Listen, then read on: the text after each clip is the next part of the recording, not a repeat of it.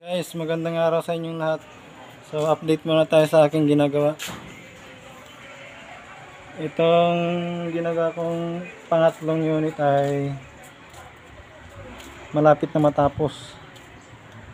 Bali, nakapag-finishing na tayo rito. Ang kulang na lang nito ay sa ibabaw. Tapos yung bumper.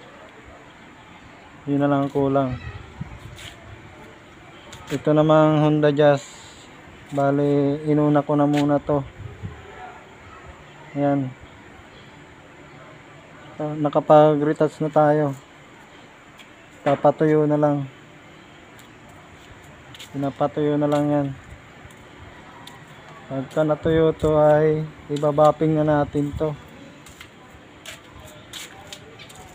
Ayan, yung bali yung in-sprayan ko na ito, yung mga nasa baba, yung running board. Saka yung sa ilalim ng bumper, may mga gas-gas. So bali pagka natuyo to ay magbabapping naman tayo. So yun lang gagawin ko na rito, bapping na lang. Babappingin natin ang buo to para maalis yung mga mancha-mancha.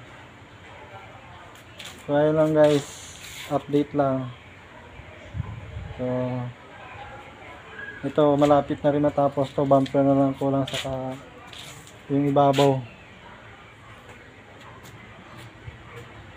So, hanggang dito na lang. Maraming salamat.